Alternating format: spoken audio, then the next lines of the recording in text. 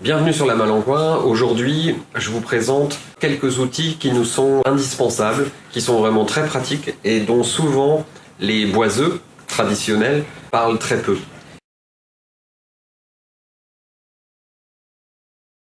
Et donc ici, un premier outil électrique. Donc ça, c'est une lime électrique. Vous pouvez installer deux grains différents, deux largeurs de papier de ponçage différents, régler la vitesse. Vous pouvez régler l'axe d'attaque, contrairement à celle-là, je pense, qui est plus connue, où on peut en fait simplement mettre du papier de ponçage et limer dans ce sens-là. Ici, on va pouvoir changer l'axe.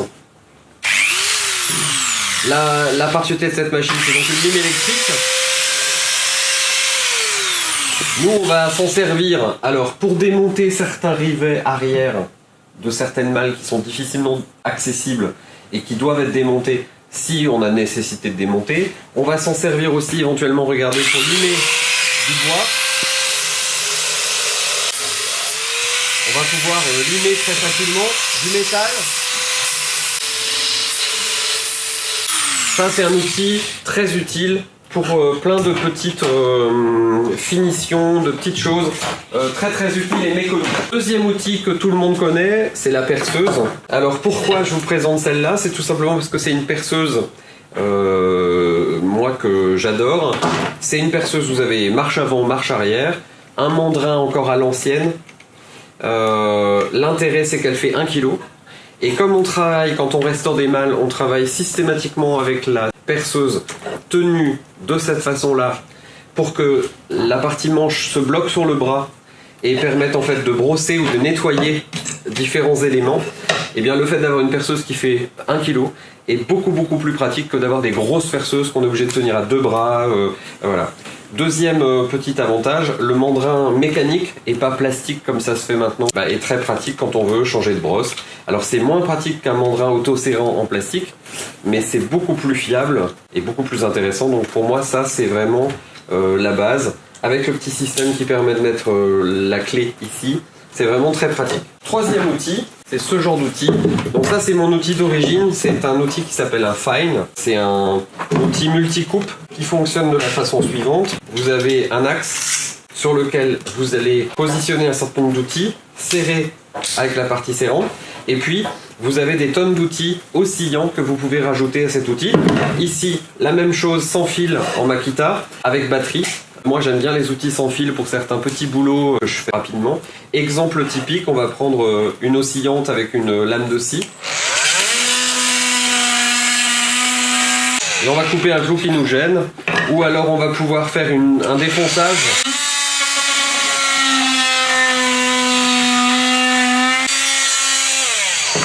Je veux faire une toute petite encoche, quelque chose. Ça c'est très pratique pour aller attaquer un petit clou qui doit être remplacé à un endroit, pour enlever délicatement des petites pièces.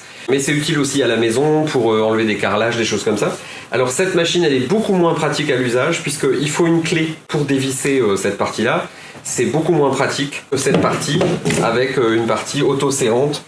Voilà, encore un outil très intéressant et très utile. Ensuite, nous avons toute une gamme, on doit en avoir une dizaine de perceuses Dremel. Alors c'est les mini perceuses, je pense que tout le monde connaît.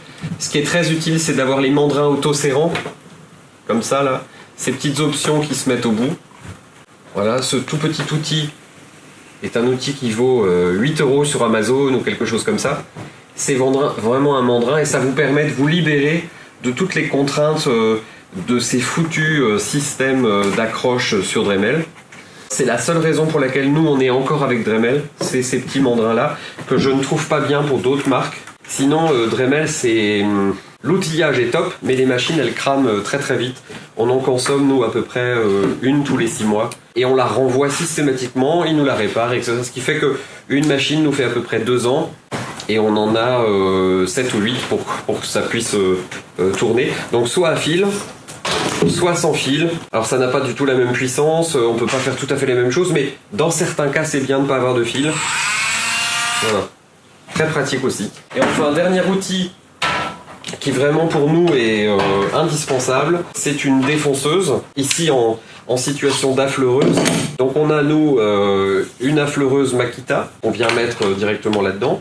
Elle peut être mise directement dans son logement défonceuse, et elle va servir en défonceuse classique. Évidemment, on a une autre défonceuse sous table qui nous sert de toupie pour faire tout ce qui est profil de latte. Si on veut refaire une latte comme ça, ben on va le faire évidemment à la toupie. Mais la fleureuse permet de faire plein de petites choses. Vous allez tout simplement l'insérer à l'intérieur de son logement, définir la fraise que vous voulez utiliser, définir la profondeur. Et puis directement, on va pouvoir l'utiliser comme ça, par exemple, pour refaire le chanfrein d'un plan de travail, quelque chose.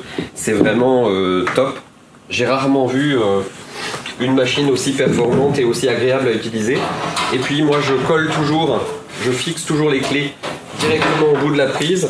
D'une part, ça m'oblige à ce que la machine soit éteinte lorsque je change la fraise. Ça évite les accidents. Et ça permet de ne pas la perdre. Voilà, 5 rapidement outils qui pour nous sont indispensables dans la restauration des bagages anciens. À bientôt!